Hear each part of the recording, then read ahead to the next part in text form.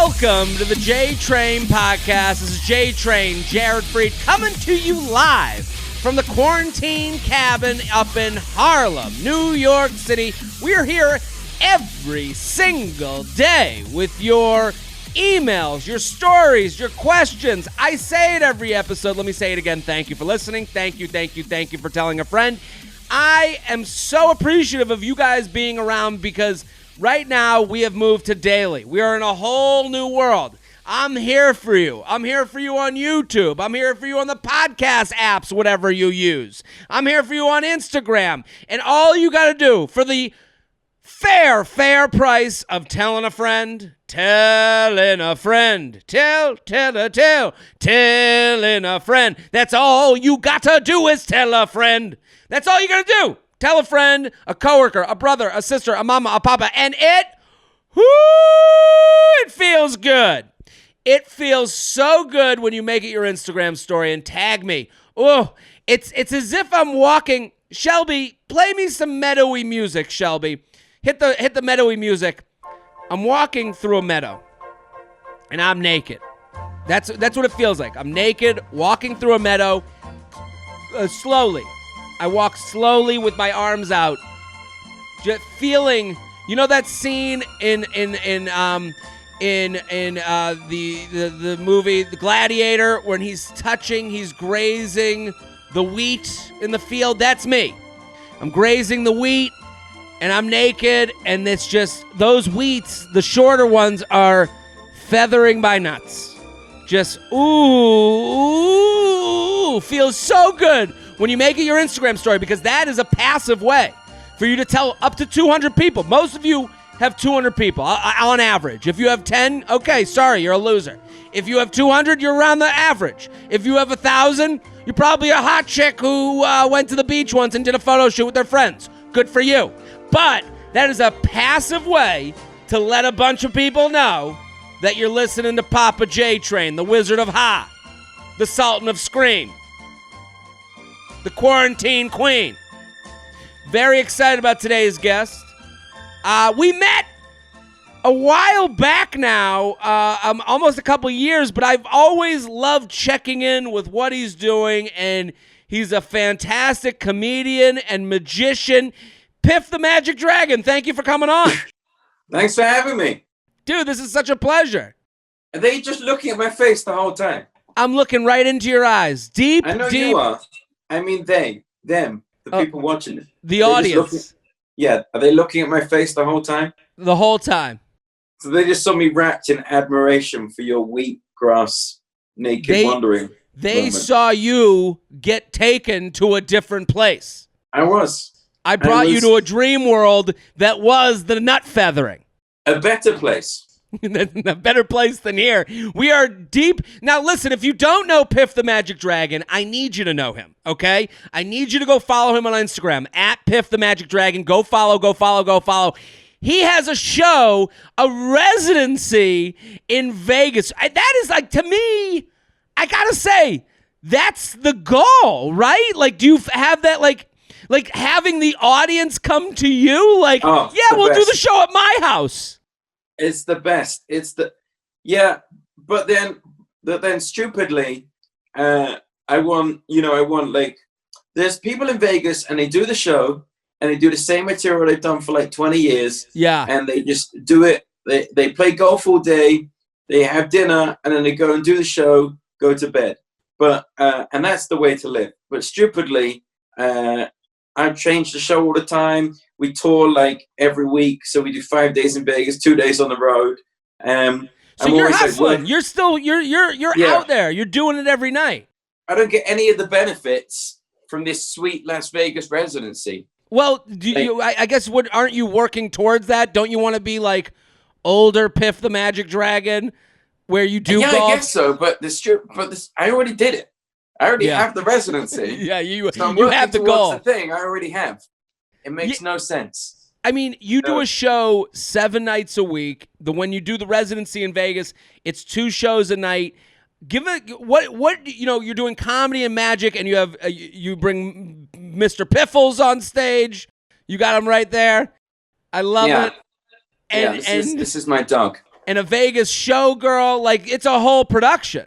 Yeah, it's a production show. So what can you give? How would you explain the show to people? Like, when they can go to Vegas, what's the experience like?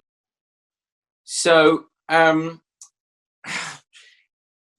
hate magic. I hate it. I like 3% of magic. Okay. Which means if you like 3% of anything, you hate it. Sure. All right. There's no thing that you love, but you go. I don't like 97%. Yeah. But I love that. Anyway, I love 3%, hate 97%. So it's kind of like me fighting the good fight for everyone who hates magic. If you hate magic, I like you. So Come it's like the anti-magic show. Yes, but with magic. There's a lot of magic in the show. There is. And it's really good magic because I sort of got adopted by Penn Teller when I did their show in 2011. And they kind of adopted me and then started being like, hey, you know that magic you do? That's terrible. You've got to make it much better and much more magical. Like, you got people come to the show and they're like, oh, I don't know how to do any of that shit. Whereas normally when you go and see a magician, at least some of them, you're like, oh, I kind of get it. He's probably got like 2 girls, or, you know, he sold his soul to the Satan, or, you know, whatever it is. This show, people have no idea. They have no idea. And it's, I've gone full circle. Now I hate my show. Well, it's all become, you're looking in the mirror crying before going on stage every night. Every night. That's the dream. How do you get involved with Penn Teller? How does that relationship start? I mean, so for those that don't know, you were a finalist in America's Got Talent. You've been on the show twice. Right. Like, it's that was like my second coming.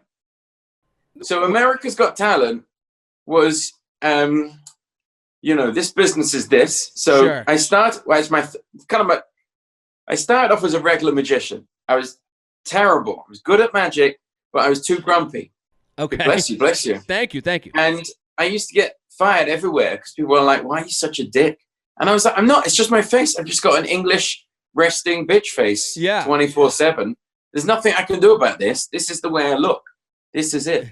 So one day I went to we call them fancy dress parties, but you call them costume parties. Okay. I'm learning your language. I've been here long enough. And I said to my sister, have you got anything to wear? And she said, yeah, I got a dragon outfit under my bed. And I said, what?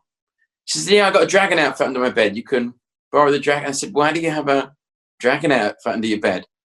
And then I decided to never ask that question again about my sister and move on. So I wore this dragon outfit to this party. No one else was in costume. It was just me. Okay. They'd all changed. So she fucked with you? I don't know. Yeah, I think so. I think like enough people turned out without costume, and then the rest of the people were close enough that they got the message. But I lived on the other side of London, which like New York is like an hour trek anywhere. Yeah. Or more. So I like trekked all the way over there in this dragon outfit. And so I was just like drinking red wine in the corner, being like appropriately grumpy for once.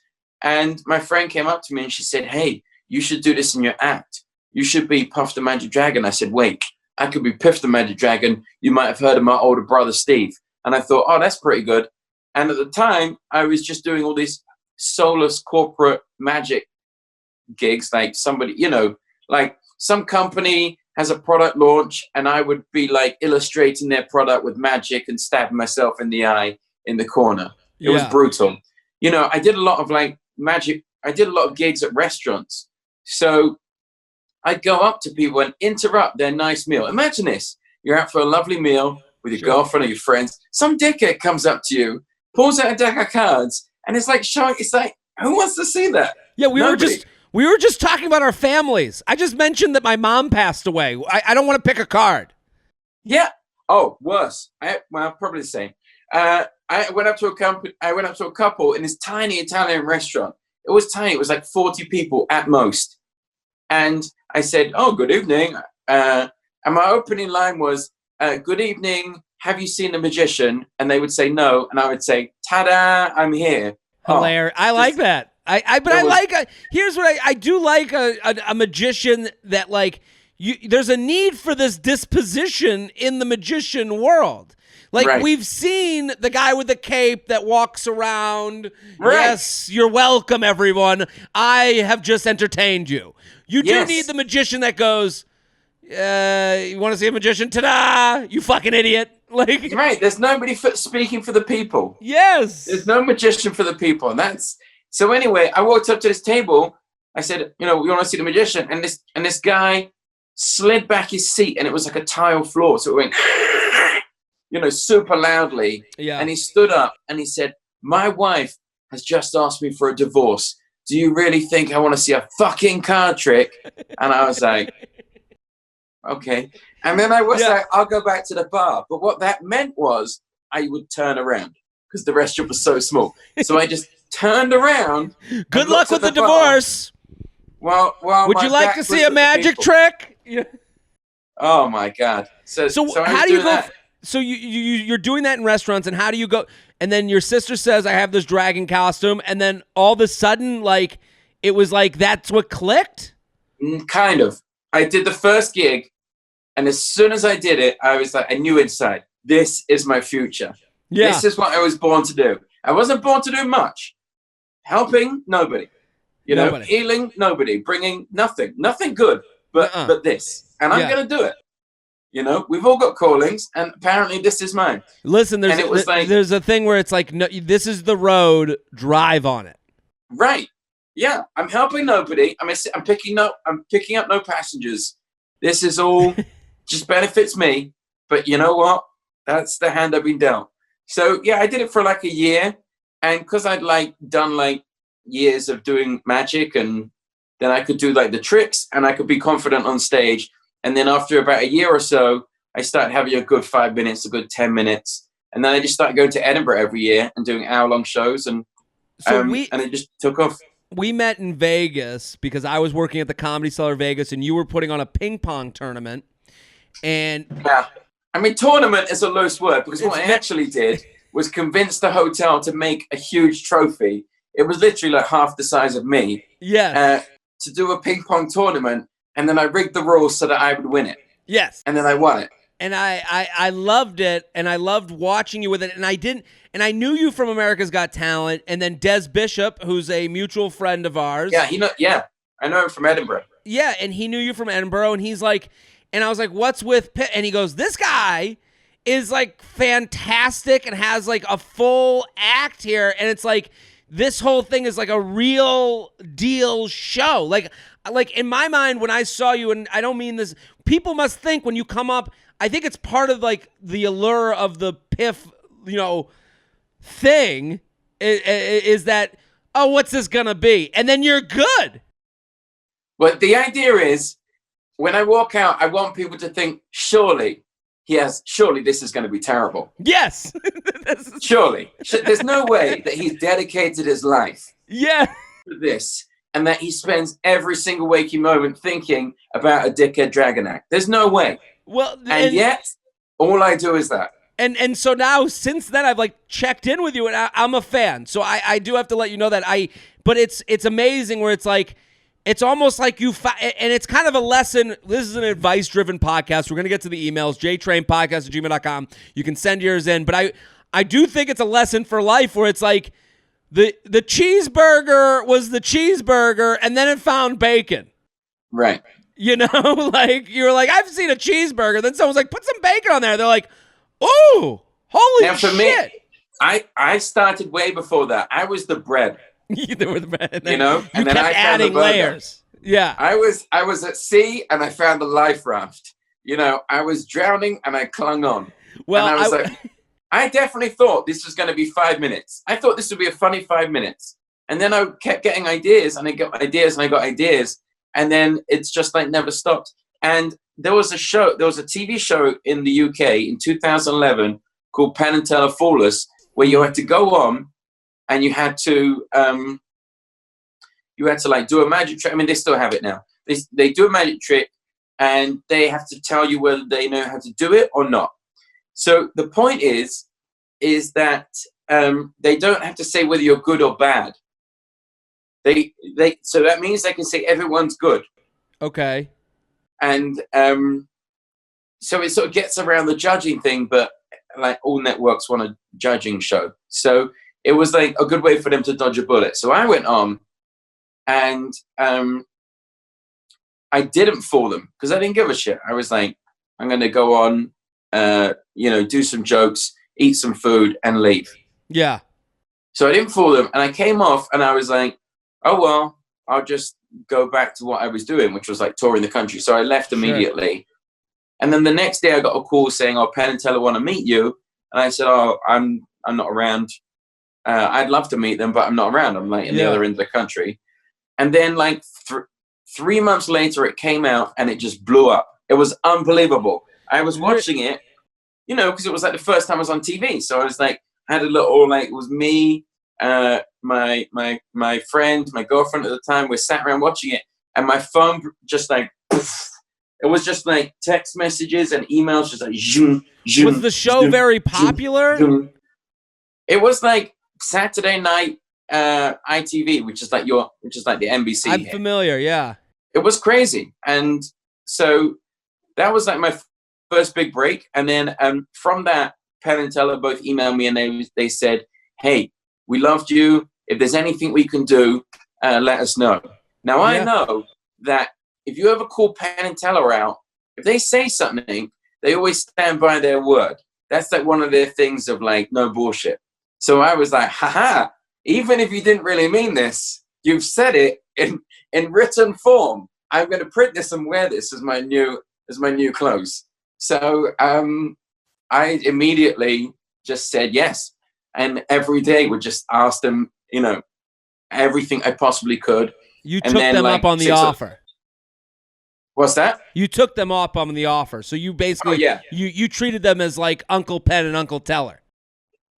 Yes. Stepdad Penn and Stepdad Teller. Love Absolutely. That's amazing. I moved in. I absolutely moved in. And Penn and I have become, they've got, because Teller works almost obsessively on the magic. Yeah. And Penn thinks, they both think about the concept of what they do, but Penn is much more on the sort of the framing and the words of everything. So, I talked to Teller about magic stuff because Penn doesn't give a shit. And I talked to Penn about everyday stuff. And Penn's now one of my best friends in Vegas. It's crazy. That's amazing. What's it like in Vegas right now, considering everything's shut down? Like, is it weird, eerie? It's a ghost town. Yeah. Do you remember? I don't know whether you guys ever heard about this. In Europe, there was a volcano that went off. I do remember. In Iceland. And all the planes stopped. Yeah. It's like that. It's like all the planes stopped for like, I don't know, a week or something. And everyone was like, why is the sky quiet? Where are the metal birds? Where are they gone? and in Vegas, it's kind of like, why are the roads? What's happening? And that casinos are going to be the first place to open. Of course. And the fact that they even closed is unbelievable. Like the fact that if the casinos are taking it seriously, we should all be like at attention. Yeah, we should all be digging our bunker. We should all be, And by the way, in an apocalypse, I want to be first out. That's my plan. It's always been my plan. I want to be at the center of the women and children and dragons. No. The women and children are the ones who leave. I want to be in. I want to be in the epicenter. I want to be gone. I want to be annihilated. Take me out. Vaporized. You don't want to see the aftermath. There's no use for this in the future. There's no use. This is, even now, there's really, use is such a, no, this is not viable in the apocalypse. There's nobody saying, God, we're down to our last 3 cans of food. If only there was some dickhead dragon to insult us right now. Bring in the guy in the dragon suit. I'm pumped to have you here. Okay, we're going to do some emails. You ready? I'm ready. Everyone go follow Piff, at Piff the Magic Dragon. He's fantastic. When you get back to Vegas, you got to go to his show at the Flamingo. It's twice a night, 5 days a week. He's touring the country. It's getting so good. I was just getting good at it. So we're good. We're getting good. Right when you're getting good, the world shuts down. I overreacting? Dear J Train, feather, feather. I've told all my friends to listen, subscribe, and share. My boyfriend and I are long distance, and we are self-isolating in our respective coasts. Yesterday, he sent me a voice message coughing and sneezing. When I asked if he was okay, he said to me no and described all the symptoms of COVID-19. I was concerned and told him to do all the things health officials have been recommending after many frantic Google searches. Turns out he's fine. He pretended to have all those symptoms to see how I would react. He claims that if I was the one who had it, he would have fainted from shock. And when I called him out on how shitty it is to pretend to be sick with something so serious, he told me to lighten up. What the fuck, Jared? I'm not someone who takes myself seriously at all the time, but this crossed the line.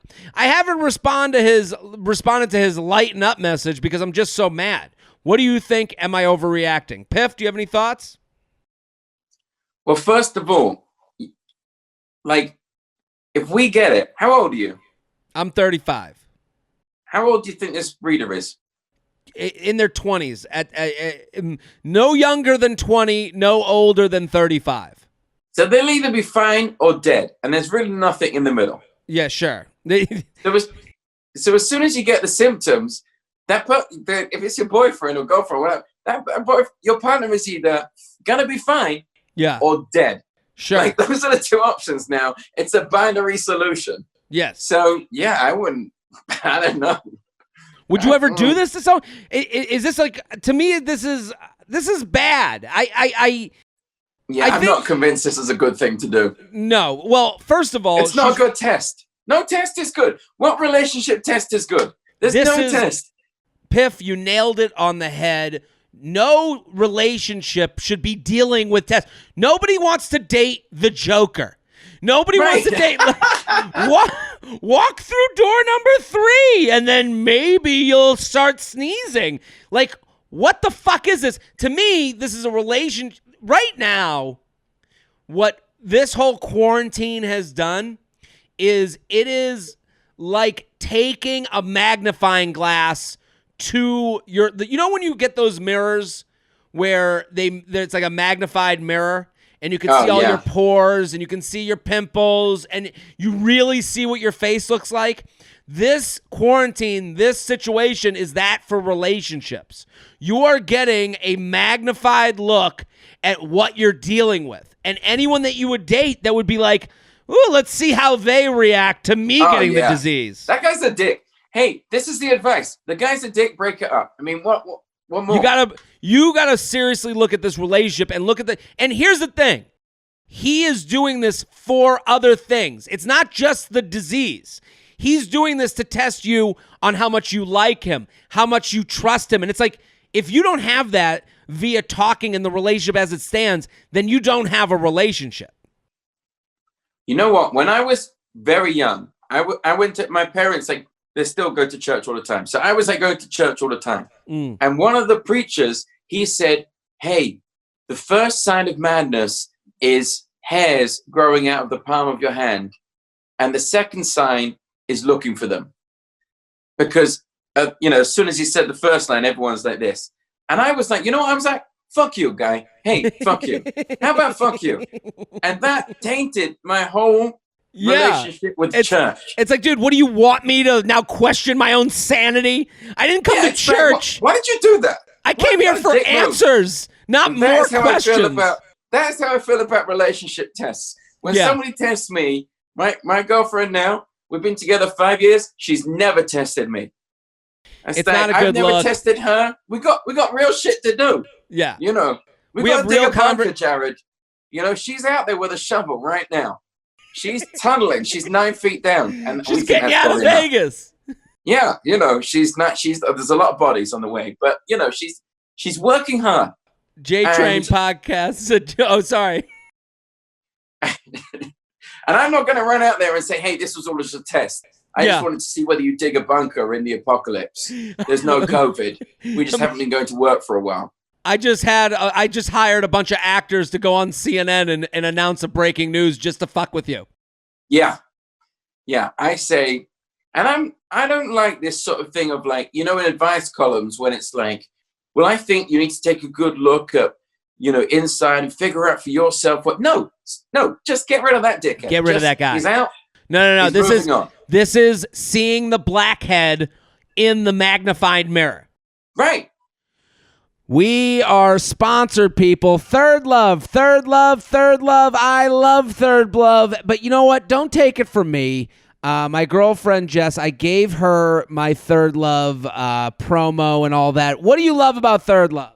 They fit my boobs. Okay, that's going to be their new commercial. Just some girl off in the distance going, they fit my boobs. That's the new commercial for Third Love. Well, what? You didn't fit? Were you in an uncomfortable bra situation? Apparently, I'm a B&1/2. B&1/2. That's right, boys. Here's the thing. We would all walk around with way more confidence, thinking way better of ourselves if we were comfortable in our clothing. So right now, if you're in a bra that itches, doesn't feel right, all you need to do is go on the Third Love site and do their Fit Finder quiz. Did you know that breast shape matters when finding a good fit? I didn't. Jess didn't either. Third Love helps you identify your breast size and, more importantly, the shape so you can get a style that fits your body. All you have to do is answer a few questions. Takes less than a minute, and they will give you your perfect fit no more awkward fitting room experiences. So I'll say this right now. I've said this before.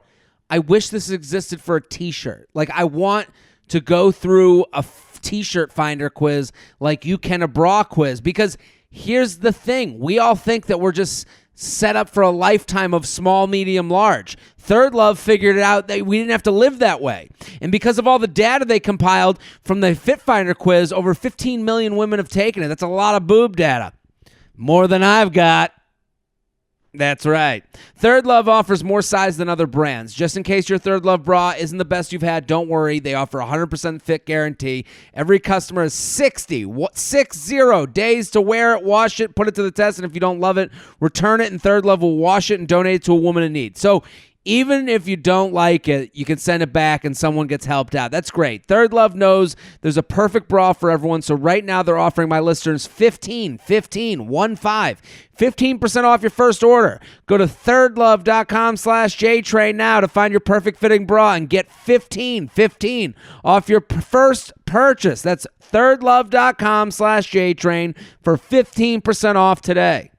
JTrainPodcast@gmail.com. JTrainPodcast@gmail.com. Here with Piff the Magic Dragon at Piff the Magic Dragon. Go follow right now. He's fantastic. Dumped and quarantined. Hey, Jared, thanks for the entertainment these past few weeks. Right before the quarantine began, my long-distance boyfriend FaceTimed me and broke up with me out of nowhere. Just 3 days after he asked me to meet his parents. According to him, he didn't feel a deep connection, and he thinks we are too different. He was graduating grad school in a month, and when he got home, we were going to be together in the same city, but he thinks we do not have enough in common to date any longer. One example was me not liking big dogs. Okay.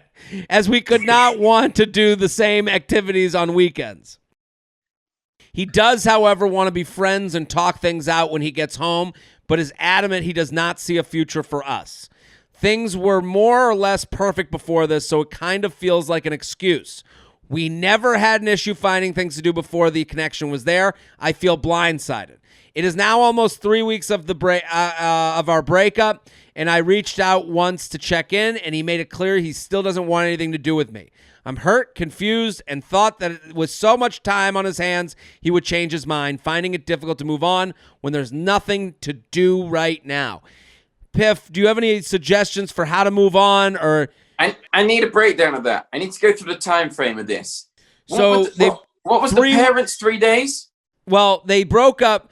Women do this a lot, is they'll give you more information to make you more on their side. Right. So, like, she did the thing where she said, they broke up 3 weeks ago, is basically the email. And she's was that now before or after they met the parents? He said 3 days after he asked me to meet his parents, he ended it. So he said, you should meet my parents. 3 days later, he's like, we should break up. And then it's been 3 weeks, and now she's in quarantine, and she's feeling bad. What would your advice to her be? I mean, big dogs are difficult to manage. Yeah, listen, she dodged a bullet there. She could have been with these big dogs and huge shits to clean up. This is a cat. This is it's almost a paperweight. You just put it down and it stays there. Easy breezy. He's still there. He's still there. Look, you just put him down. Like you come back to me in an hour's time, he'll still be there. Yeah. It's like a big dog would have torn apart this room. No, I think she dodged a bullet. Big dogs is a deal breaker. Yeah, I gotta say to her, here's the thing. As Maya Angelou once said, believe them. When they say something, believe them. Isn't that the Maya Angelou quote? Yeah. It's like Maya Angelou would have told you, and I'm the Maya Angelou of podcasting. That's what people always say. Right. Do they? So the quote is, let me go to Google. I'm gonna tell you my favorite quote while you look for that one. Please. My favorite quote is, being them is punishment enough. Whenever anyone's a dick, you're like, being them. And so you know what? They have to deal with big dogs, and that's punishment enough. When people show you who they are, believe them. And I'm going to change the Maya Angelou quote for myself, for the J Train. You're going to improve it. Yeah. Yeah, let me improve it. Because, we write to edit. Okay? Yeah. It is when someone tells you they don't want to see a future with you, believe them. Right. That is a very difficult thing to say. The answers are usually in the emails, and I can tell you right now, Piff, the answer is in this email. She says everything was perfect before. No, now, brown cow. It wasn't perfect before. You two were long distance.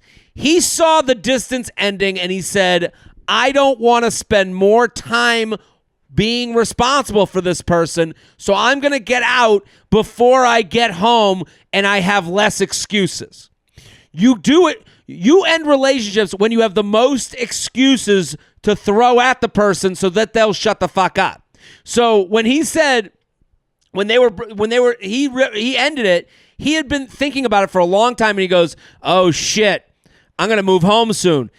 Now I don't have the excuse that we haven't been together, that we're too far apart, that we all the excuses he had built in for not to talk to you are not going to be there anymore.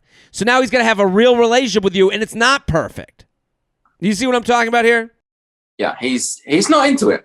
He's not into it. Wasn't that a book? He's just not that into you. Well, that is a book to read right now. But I think for her, the biggest thing is, I think it's hard right now to get over this because he's saying let's be friends. That is also it's hard to get over anything right now. Totally. Yeah, you're right. Indoors, all you have to do now is think about this thing. Yeah, I would encourage this person. Here's my first piece of advice. Unfollow on social media, and you need to text this guy, hey, I appreciate that you want to be friends. I need time away from you before that can happen. And if you don't take the time, then you're going to buy into this. Well, because what happens is when you become friends right away, it's like, well, now we're just friends and we don't fuck. Well, why don't we just fuck? And it's like, no. He didn't see a future with you. He will fuck, but he'll go, don't see a future with you before I put my dick in you. Let me let you know. Like, it's you're going to go down a bad path. Unless you have distance, you cannot have the relationship end. And I would take right now, what I would do if I'm her, once a day, FaceTime with someone new. Someone you text with every day, have a FaceTime with someone new. Yeah, I didn't think that friends thing, and that doesn't work for the English. No. Would it done? No. No. Do people do that? Do English people do the friends thing after the breakup? Not effectively. No one does. That's humans. Nobody does. Nobody does. No, nobody does it. No. JTrainPodcast@gmail.com. JTrainPodcast@gmail.com. Are you ready? How to not overreact. In early February, I reconnected with a guy I had dated for 7 months. After a half a year of no contact because we broke up due to distance, now he moved to live in the same city as me. See, this is the opposite situation. What's the difference, by the way, between 7 months and half a year? It's like they dated for 7 months, broke up for half a year. But why is she so casual about half a year? Why is it not 6 months? If she started off So It is weird that specific. the languaging changed one became more serious than the other. Yeah. So they dated for 7 months, and then they don't talk to each other for half a year, and now he's in the same city, and they started dating again. But different on where to pick up. I was ready to go back to how it was when we ended. He wanted to move more slowly. Of course. He wanted to fuck with no consequences because he was in a new city. He's in a new city. When you get to a new city, when you get to a new place, you got to get food so that you can live. And your food, you were the grab and go 7-Eleven. And he saw you and he was like, oh, shit, I got to come in this new city. Where do I go? Oh, remember that girl I dated for 7 months? That's what he's doing. Now, because of Corona, he flew back home and I'm stuck here, finding myself entirely underwhelmed by his behavior. Yeah, of course. You're not dating. He came back to you so he could come. He hasn't been making the kind of effort I'd expect, as in communication. And I decided I'm over this for now. I probably should be over this forever, but this whole pandemic is making me feel more emotional, so I'm trying not to do anything drastic. My issue is I don't know what to do when he messages me. I don't want to send a breakup text. I'm not sure how I'm going to feel after this is over. I don't want to start a fight or even force him into some sort of apology. I basically just don't want to make a decision at all, because of how uncertain everything is. How do you think I should handle this? Thanks so much for what you're doing. Do you have any thoughts, Oh my Piff? God. Yeah. Why? Like, this guy's he's not going to make it, you know? Yeah. Even if he gets through the Corona. No. He's not going to become your boyfriend. That's not happening. No, it's not happening. And I understand that I disagree with her perspective that, well, the world's changing, so I should just do nothing. No. That's not how it's going to work. Now is the time to start making definitive moves. Yes. Right? You either run towards the apocalypse or away from it. And running away, there ain't nothing going on over there. No. You got to run into the pain. Because right now, listen, you think I want to be doing daily podcasts every day, screaming into a mic, figuring out me? This is the pivot we all had to make. It was either go into, okay, you can't do live shows. Piff, I'm sure you had a similar conversation with yourself. I built a TV studio. You did? Yeah, I built a whole TV studio in the garage in the last week. So what are you doing? What are you going to do out of there? Piff TV starts today. Really?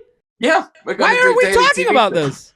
Well, you didn't bring it up. Well, I asked you what we're going to talk about before this show. We're going to talk about Piff TV. Let's talk what are you about planning on? Piff TV. Are you going to do magic on TV? Where can they get? Come on Piff TV. I want to. How do they? Am I on right now? Is this Piff TV? No, not yet. Not yet. Okay. This is my office. But Piff, what are you going to do on Piff TV? Well, I get carried away with shit. Okay. So over the last couple of years, I've been buying all these. We shot a special ourselves, right? Mm. And at one point in it, I was like, wait a minute, this is one camera and 2 light panels and some fancy lenses. So I just bought all of that. And then we tour all the time, so we have to buy all our sound equipment. And we play Vegas all the time, so we have to buy cameras and buy all this shit. And it's all crazy top spec. And I was at home a week and a half ago going, wait a minute, this is a TV studio. So I have everything. So I have everything. So I literally soundproof the whole thing, put some grass in there, big red curtains, bang, TV studio. So now I've got a 3-camera setup. You can do live. It's got, when you go to Morning Press, which we do all the time. Yeah. Right. And they have that whole mixing software shit that they can do live transitions and fancy effects, sure. Green screen live. One of my friends had one of them, so he lent that to me. So I got that now. So I can do live green screen. But this is a lesson for life. To this person, I love that so much. Where are you going to do it, on Instagram or on Facebook Live, YouTube Live, Instagram? So listen, everyone go follow Piff and all those places. But this is what we're talking about. We are talking about, you looked in the mirror, you go, okay, I got time. What am I going to do? Here's what I thought. If this gets bad enough, then I'm running into the center of the apocalypse. I'm catching coronavirus. I want to be dead in a week. Now, that's if society no longer needs dragons. Sure. However, if society will survive and there's a place for me in the future, I need to be prepared for that. And the way I do that is by building a TV studio. So next week, it may be running into the center of the apocalypse. But right now, it's build a TV studio. I love that so much because you're faced with the decision of, waiting it out or making a decision, and making a decision feels good. I'm sure you feel energized by this. I feel energized by like doing daily podcasts, coming up with new ideas and new segments. Like this has been like a blast for me. The nudge that I needed was, okay, people are at home with their eyes on the computer with no sports on TV.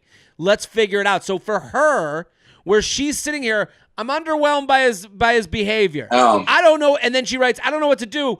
I don't want to send a breakup text. I'm not sure I'm going to feel after this text. Or I don't want to start a fight. I don't want to force him into an apology. Basically, I just don't want to make a decision at all right now because of everything being uncertain. But here's the thing. You're never, ever standing still. That's always the myth. You always feel like you're standing still. If I do nothing, everything stays the same. No, you're always sliding down into the pit. And you've always got to like crawl your way up like a... Well, you better start. Well, you know when it's harder to crawl? When you're already falling down the pit. Let's crawl before that even happens. So to her, here's what you need to do. You need to let this guy know, write to him what you wrote to me. You need to write, I don't know what, right? He hasn't been making the effort I'd expect. That's all you have to write.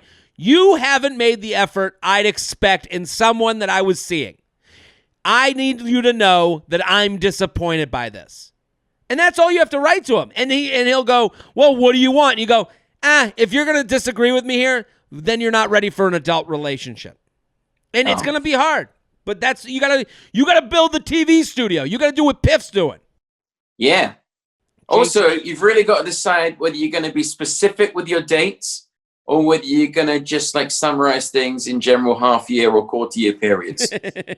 You can't go around talking about 7 months and a half a year. You got to make a decision.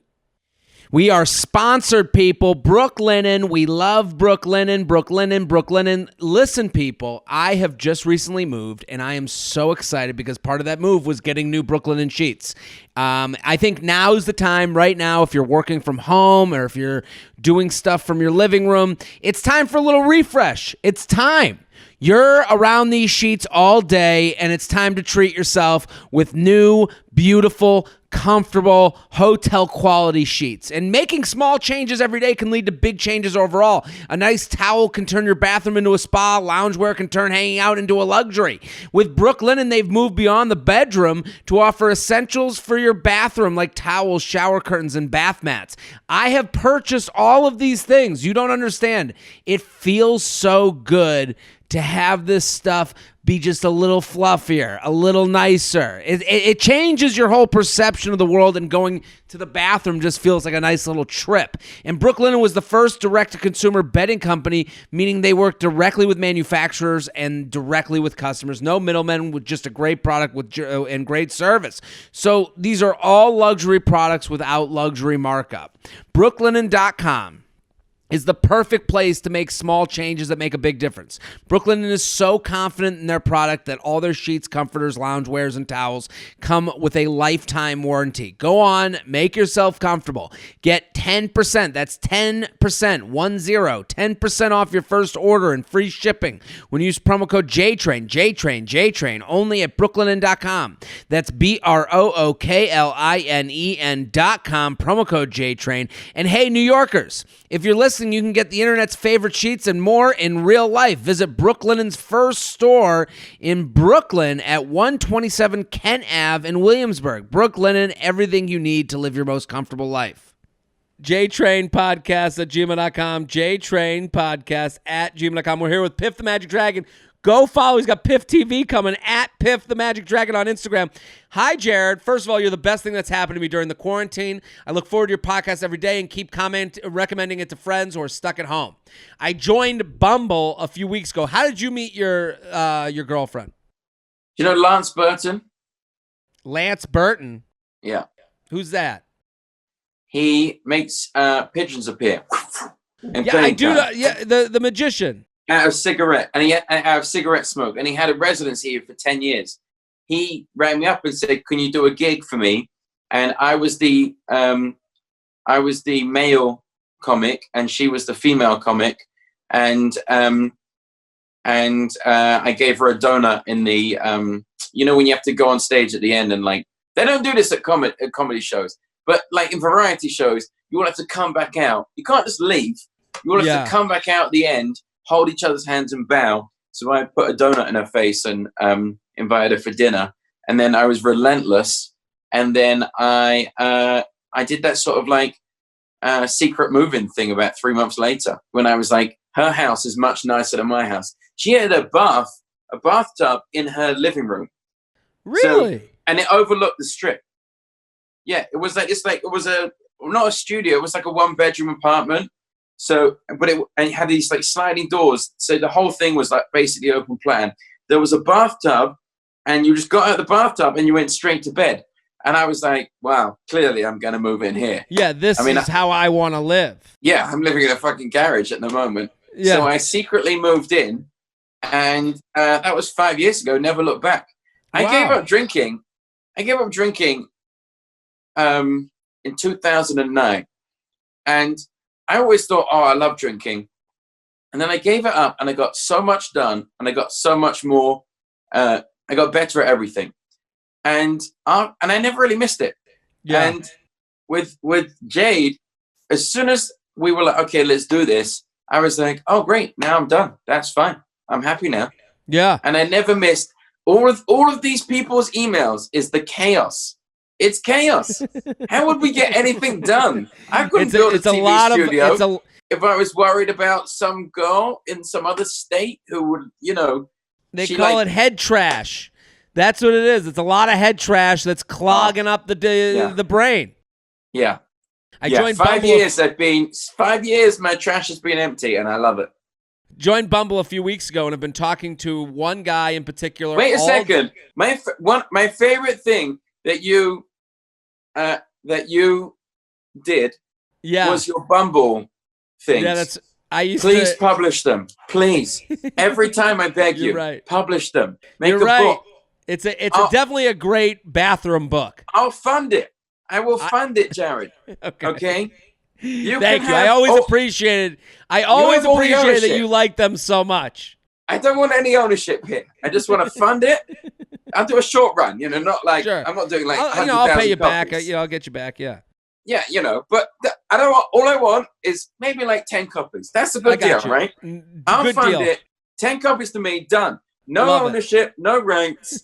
Do the deal. I'll do it direct. You don't have to involve my manager, my lawyer, my agent, nobody. I love it. I love this. You're right. And you're right. I need to get on that. You're Bumble thing. I built a studio. The least you can do is the book. You're right.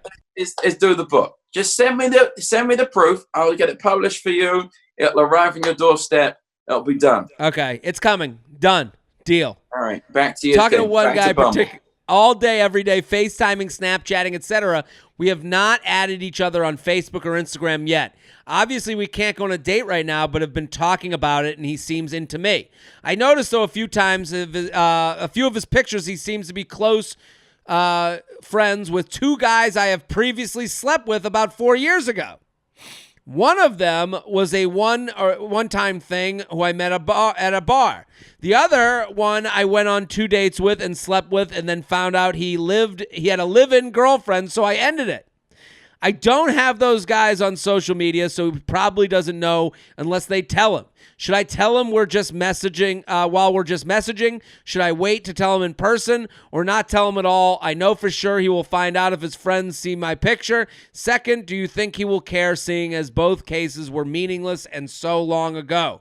If it matters, we're both 29. What do you think, Piff?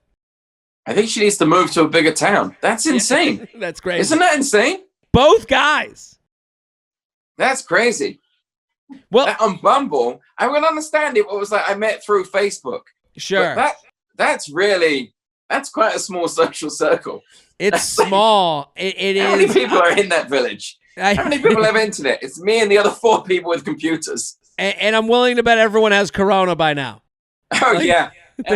Right. In a population that small. Yeah. What do you think? Should she tell him or not? Well, okay. Let's imagine the unlikely scenario that this is somehow just a happenstance and a by chance. Wait, the two people that she slept with, did those two people know each other? I would assume if they're all in the same picture. She says, Oh, no. no. He seems to be Yeah, how does close that even friends work? with. Wait, did she meet those people through the other? I don't understand that. She That slept with sounds two guys that she saw on his.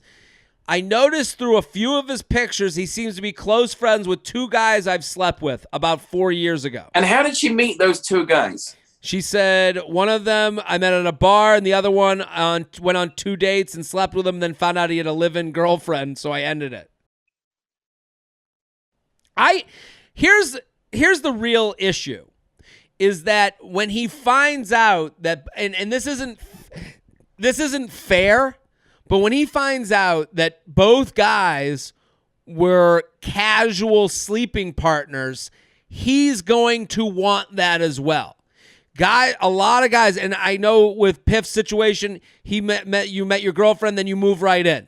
That doesn't happen a lot. Like that does a It lot. happened for me for 15 years, you know. Yeah, so for 15 years, happened. you were meeting girls with the purpose of casually hanging out without having to be responsible for them. Right.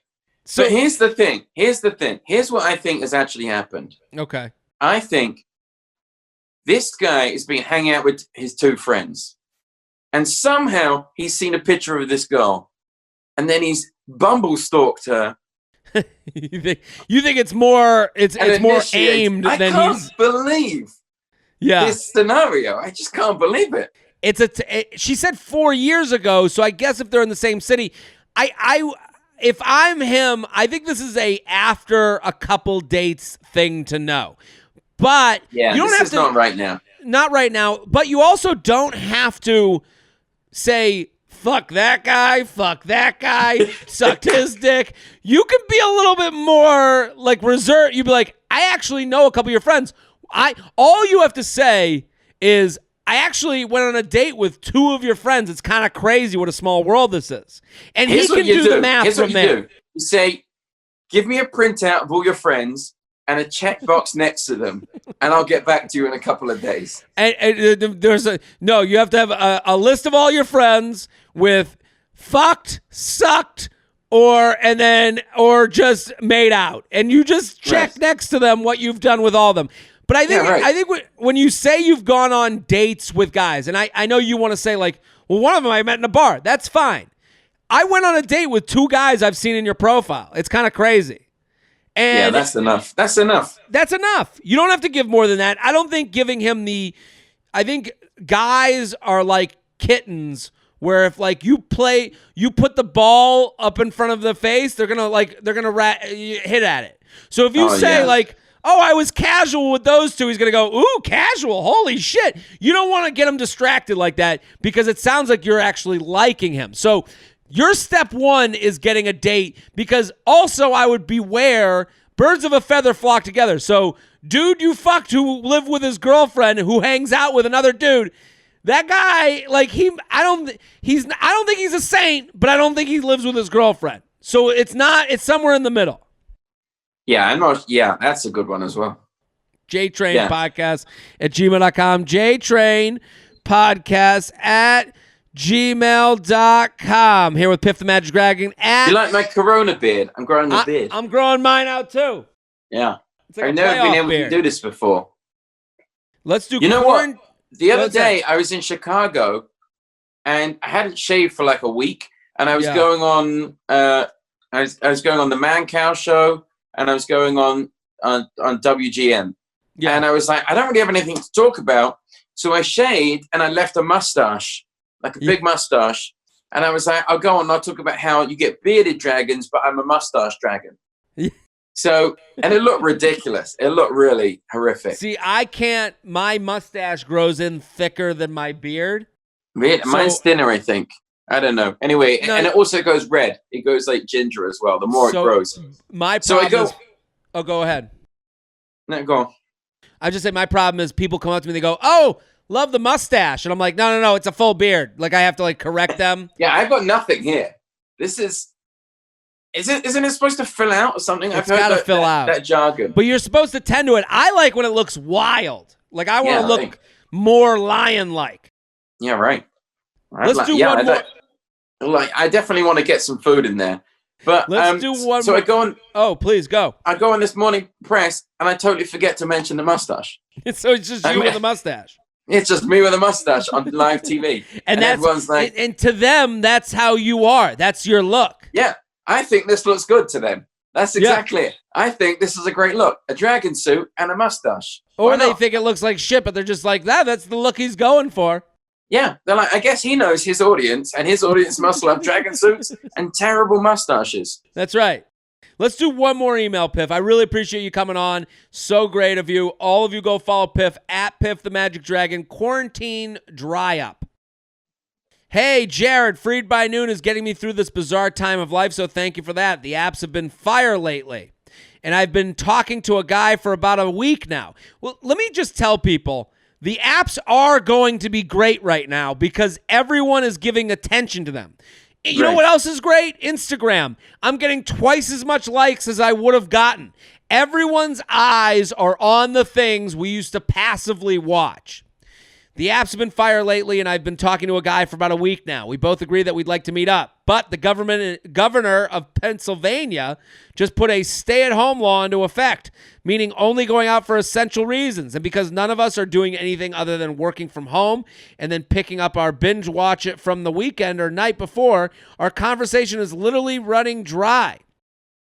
We've seemed to cover all of the basics about ourselves, so now we are at the point where we exchange about 2 or 3 texts about the latest corona news, and the convo dies. He doesn't have an iPhone, lame, so FaceTime date is out. Any ideas for spicing it up and keeping it rolling until we are released from quarantine? What do you think? I think this Zoom meeting, why don't you do Zoom? Yeah, Zoom's pretty good. Zoom with a glass of wine? Why not? Whereby it's a good one. What's that? Whereby. What's that? It's just like this, but you go to whereby.com/piff, and that's how we have all our business meetings. I probably shouldn't say that. But if you want to come and watch our business meetings, whereby.com/piff. But like a Zoom meeting, a Skype call, just because he doesn't have an eye. If he's Skype's a good one. Here's the thing: if he's blaming his lack of iPhone, this ain't going as well as you think it's going. If he's saying, I don't know, I got this Android, I can't possibly. I'm living in another world. He's like, I'd love to show you my face, but I've got an Android, and it's just a slate and a chalk. Yeah, that's how I text. And it's like that's a classic dude thing where it's like, yeah, this is going well. This guy is going well with a bunch of girls right now. Right. This guy is texting with a bunch of people. Spinning. Yeah, because I saw this guy. He did this thing where he had a plate and he like rubbed it like this, and it was on the table, and then it just started spinning on the edge. It was amazing. That's this guy. That's this guy. And he's got a plate over there. He's got a plate over here. He's got one on his elbow. And here's the thing. This is all happening because of the quarantine. We have more time. We have energy for the things we put on the side. We have all these dating conversations. You're going to find out when we get out of quarantine. We're going to get out of here. And a lot of people are going to go, then he just stopped texting. Yeah, because he had to decide who he's going to concentrate on because there's only so many hours in the day. There's only so many dates you can go into in a week. Right now, texting offers this fake imaginary world where we can date 30 people at once. Right now, we're under controlled conditions. So in this show, this guy, he had 10 plates. It's difficult enough getting 10 plates. He had the right table, and all he had to do was get them spinning. He didn't have to worry about doing his laundry or anything or going to work. Yeah, we're going to the gym or eating, right? Or even nothing. Even a whole nother plate. He also knew the exact number of plates that were going to be there. 10. And let me tell you, anything changing, even keeping 10 going, that was difficult. Yeah, and an old plate wasn't going to walk through the door and go, hey, Where the fuck have you been? You fucked me that one time, and like that's not gonna happen. No, all those old plates have been kept back by the lady guarding the plate. He had a lady giving him plates. JTrainPodcast@gmail.com. Piff, thank you for coming on. This was fantastic. Thanks for having me. I'm going to invite you on Piff TV. I would love to go on. Everyone should go follow at Piff the Magic Dragon. Go follow. Get involved with Piff TV. This was such a pleasure. I'd love to have you back anytime. And when you're in New York, when we start traveling around, let's do it again. Yes, I'm coming to New York in September. Let's make it happen. Would love to have you back.